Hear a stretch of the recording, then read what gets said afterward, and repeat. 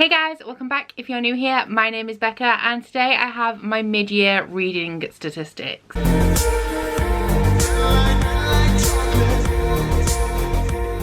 So as you guys probably know, every time I do my monthly wrap-ups, I do include all of the reading stats for that month. So the amount of pages I read, my average pages read, genres, formats, all of that stuff. The way that I track my statistics is I have a reading spreadsheet. The one that I use is the one that Ali from Hardback Hoarder shared at the beginning of the year. However, I have added a lot of extra things onto there. So when I was watching everybody's end of year stats at the beginning of 2019, I kept finding things that different people were tracking that I maybe wanted to track. Now this is the first time that I've ever used a reading spreadsheet, so I'm not sure whether going forward into next year I will still be tracking all of these things, but some of them just seemed interesting to me, so I added them into my spreadsheet. And I also wanted to monitor a few things. There are some stats that are going to be present in this video that I do not share with you on a monthly basis. I'll let you know when I get to them, but some of those I kind of wanted to monitor out of a curiosity of what my reading statistics would look like in these particular areas. They are things that I may want to be improving upon going forward into other years, but at the moment I just wanted to monitor them to see how my reading compared to how I feel like my reading should be. I hope that makes sense, but like I said, I will let you know when I get to that particular section of stats. So as I have a spreadsheet, I do have a range of graphs, etc., which I will be putting up on the screen. I will probably be looking down quite a lot in this video because I have my statistics on my phone as well as a list of the order that I want to present them to you in. So please bear with me with that, but I will be putting as many graphs as I can here. So the first thing we probably need to talk about is how many books that I've actually read this year and my Goodreads goal. So I am currently on 54 out of 90 books, so at this point in the year I should be on 45. I've obviously overshot that by 9. I'm 9 books ahead and I'm really happy with that. I was never going to go for 100. I never thought that 100 books in a year was attainable to me. I don't alter my Goodreads goal halfway through the year. The way that I set mine is that I put it as 1 book more than I read the year before. So last year I read 89 books, this year it's 90, but I am low-key going for 100. Obviously, as my goal is 90, if I don't hit 100, I'm not going to be mad, but if we're on 54 midway through the year, then I should hit 100 and I will be really damn proud of that. So the total amount of pages that I'm on so far is 20,299, and if we look at my books per month chart, my best month so far has been June, both in the amount of books I've read and the amount of pages I've read. And for the books, my worst months were January and March, and January was the worst month overall. And it's really weird because I thought I did really well that month, but as the year's going on, I'm just consistently beating it by so much. So ratings wise, we have 25 stars, 1 4.5, 4 4 stars, 4 3.5, 9 3 stars, 4 2 stars, and 1 1.5 star book. So I haven't rated a book 1 star yet. As you can tell, 5 star is my highest rating. Obviously I try to read books that I assume that I'm going to love, which means ideally every book would be 5 stars. Bookopoly does mix that up a little bit, and I'm not always reading books that I am desperate to read right now. Sometimes I'm reading books that I was excited to read 5 years ago and I've not got that much interest in anymore. But overall I give positive ratings and there's nothing that I've absolutely hated this year. 2 stars to me is a book that I didn't personally like, but I could see why other people might like it, and 1 star is that I just generally think it's bad and that not many people will find much to enjoy about that particular book. For the demographics, we have 28 adult books, 21 young adult, and 5 middle grade or children's. So this is interesting as I think my adult books for 2018 as a whole was around 35%. No more than half of the books that I'm reading are now adult books. I wanted it to be 50-50 adult YA. I've read quite a few children's books this year that I don't always do, but I'm definitely glad that I'm reading 50% adult books and that young adult is the minority. I found that as I've been delving into more complex fantasy that I am more drawn towards adult. I will probably always read young adult. I find a lot of enjoyment in young adult, and sometimes adult fantasy can be a bit much. The same with a lot of adult books. Like sometimes I just want to immerse myself in a story and not have to do as much work with things like the world building and the density of the text, and young adult is perfect for that, and I do absolutely love young adult, but I'm definitely glad that adult is around the 50% mark, as that is kind of where I wanted it to be. For the formats, it's unsurprising that I've read 43 physical books. What is surprising though is that my second biggest slice of pie is manga with 4 books, and then I've read 2 graphic novels, 2 ebooks, 1 anthology, and 2 2 audiobooks. So I generally read like physical standard novels. I'm not one for audiobooks, and I'll occasionally read something that is on script. I do double up with my books, so a lot of those physical books I will have read partially on script, but if I own them, I count them as physical. So the 2 here that are classed as ebooks, I read solely on script, and I do not own a physical copy and did not reference a physical copy at all during my time reading that book. So for my genres, okay, so the biggest wedge is fantasy. 43.6% of the books that I've read this year have been fantasy. That is slightly lower than it has been for a lot of the year. I think last month I read a lot of books that weren't fantasy,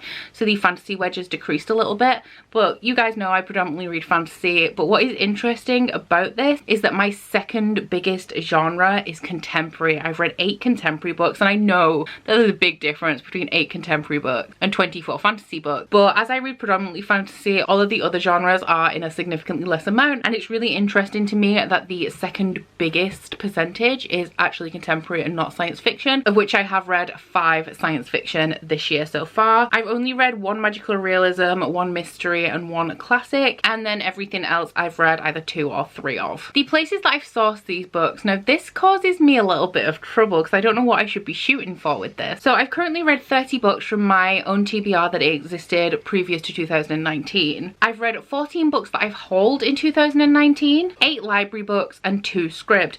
Now I find this one a really awkward one to balance, because of course I want to be reading those books that have been on my shelves forever, the TBR vets, because it gets to a certain point, you've had them for so long that you don't really care about them too much. But at the same time, if I'm hauling books, then I should also be reading them while I'm still excited to read them. And library books, I want to support my library, but finding a balance between these is really difficult. Should I be focusing more on reading the books I've just hauled?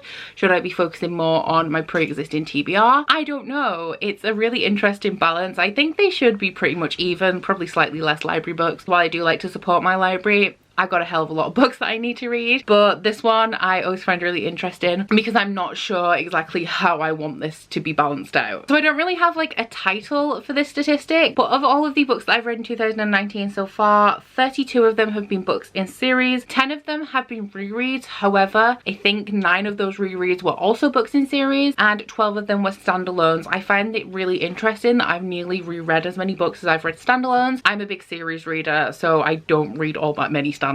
This statistic is probably slightly inaccurate because what I'm not very good at managing in my spreadsheet is my owned TBR. So I have a separate sheet for all of the books that I own, and I'm not very good at adding to that when I've bought books. So this says that I own 309 books that I haven't read and that I've read 33. I don't think that's accurate because I also forget to mark on that sheet, but that is what my spreadsheet has for me, that I've read 33 out of 309. This one is alright because I have been doing Bookopoly, so I'm pretty much held accountable for the books on my TBR. But at the minute it says that I have pledged 57 books to my TBR and I have read 43. Now I have added my July TBR onto this spreadsheet already, so if you take away those 12 books, then I've actually pledged 45 and read 43, which I think personally is really good. But obviously Bookopoly makes me read those books, so the only ones that I haven't been reading are the extra ones that I add on if I'm doing a read along or anything like that, and I stick an extra book on my TBR in the month. So library books, I have borrowed 16 books and I have read 9. I do have 4 or 5 books out from the library at the moment, and then I also have had to return a couple because other people have put holds on them before I've managed to read them. But the thing that I like about the library is sometimes I can go to the library if I have an urge to get a new book, I can just borrow it, and if I haven't read it in my allocated amount of time, I can just take it back. We all get the book buying urge sometimes, and I feel like the library is a really great way to satisfy that. So I do that occasionally. Like if I'm feeling like I want to go look at books, I go to the library and I take a couple out. I do generally read them, like I said, unless somebody else has a hold on them, but it can take me a while. Okay, so now we are moving into the things that I have just been monitoring at the minute and have not planned to change right now because I want to see the statistic,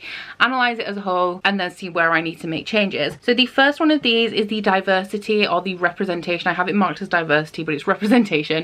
So the representation that is present in the books that I'm reading. So far we have here that the biggest percentage is books with no representation, and that is 35.2%, which is a total of 19 books. You do have to think that I'm reading Game of Thrones and Harry Potter this year, so that is automatically 7 books that just don't have diversity in because of the times that they were written. But then also if you add up all of the other subcategories I've got for diversity, it does add up to more. 65% of the books that I've read do have representation, which is obviously what we're aiming for here. Like I said, I'm not trying to change this right now because I want to see where I'm naturally, without thinking about reading diverse books, like what I'm picking up more of. And the same is true for a few of the other stats that are to come. So the next biggest wedge is multiple diversity, which means that there may be LGBT characters and a disabled character, or somebody suffering with mental health and a person of colour. So that is 15 books. And then racial diversity is the most popular, so we have 11 books there. 4 books with mental health rep, 3 with disability, and 2 LGBT, but that means that the only rep that was included in the book was LGBT. So for example, all of the characters were white and able-bodied, but they were somewhere on the LGBT spectrum. Before I get into the other diversity related ones, I'm going to skip over to the amount of books that I've hauled this month, which I have been tracking, and I did intend to start including it in my hauls, but I just kept forgetting, and I feel like it's something I should be starting at the beginning of a year. So from the beginning of next year, I will probably disclose in each haul how much money I spent that month on books and how much I spent per book. This haul sheet is every single thing that I have received this year, whether I bought it, whether it was a gift, whether it was brand new or secondhand, it is all in here. I have bought a total of 59 books this year, which isn't too bad considering it was my birthday. I received quite a lot of books as gifts in my birthday month, and I have read 54 books. So the amount of books I've bought are only just exceeding the amount of books I've read. I spent a total of £173.68 on books, which is a sizable amount of money. But as you guys know, I'm a thrifter. I'm always in my charity shop, and if you break down the average of what I spent per book, each book cost me £2.94,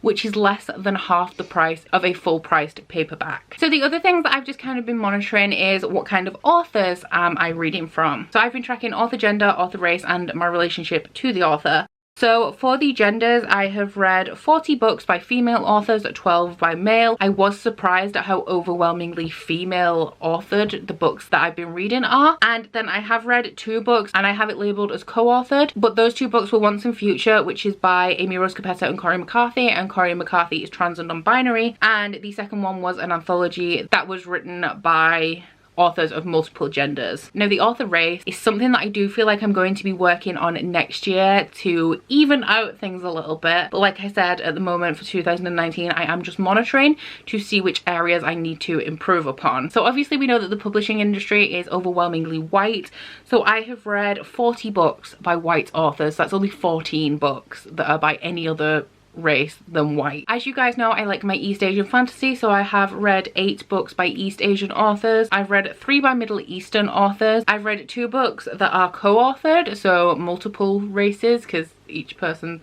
different, if that makes sense. I've only read 1 book by a black author and no Latinx books. Now the Latinx I'm not shocked about, because in the UK we have a small Latinx population. I think I've discussed this in one of my vlogs, how the UK has pretty much no Mexican restaurants because we don't have a Latinx population really. So I'm not too surprised about that, as I do tend to read books that are popular in the UK or are easily accessible in the UK because I'm picking them up from charity shops and bookshops. But the black authors is something that I'm definitely wanting to be bringing up. I do own quite a few books by black authors, not a majority and not a very sizable amount, but I do own them. and I do intend to read them at some point, and definitely in 2020 I will be doing some work to make sure that I am reading books by more authors of colour. And my author relationship, this is just essentially whether I have never read from them before, whether I have read from them before, or whether they are debut authors. Now I always find it really difficult actually to categorise a debut author. I have been categorising it as an author that only has one book out and that was their debut, because obviously I could read an author's first book that they ever published. They might have 50 books out now, but I read their debut book, but I haven't been counting that. So I have read 26 books by authors that I'm already familiar with, 24 books by authors that are new to me, and 4 books by debut authors. And then my last statistic is publishers. I'm not going to read all of these out for you. I have been putting books into their parent company as opposed to the subsidiary that they were published under, but the biggest percentage here is HarperCollins with 8 books, followed by Bloomsbury with 7, Simon & Schuster with 6, and then Orion with 5, and then everything else else is just all scattered about. As you can see, this is a very colourful chart. So those are all my reading stats for the first half of 2019. Please let me know if you enjoyed this video. I know that you guys do enjoy stats. I did try to also inform you of the conclusions that I have drawn from these stats so far. I wish that I had the time and mentality to sit down and draw direct comparisons. I may do that at the end of 2020. I know that's really far in the future, but when I have consistently stuck with a spreadsheet for more than 1 year, I may be able to compare them and actually draw some decent comparisons. So that is something that is definitely worth thinking about. Please let me know if you track your stats and whether you find these stats interesting. Please also don't forget to like this video if you liked it and subscribe if you want to. If you head into my description box, you'll find links to my Goodreads, Instagram and Twitter if you'd like to follow me on any of those, as well as links to my Bookish body butter and candle website, the Instagram for that, and a 10% off discount code. But that's it from me today, guys. Bye! Oh, you bite your friend like chocolate. You say you will go where nobody knows, with guns hidden under our petticoats. We're never gonna quit it, no, we're never gonna quit it, no.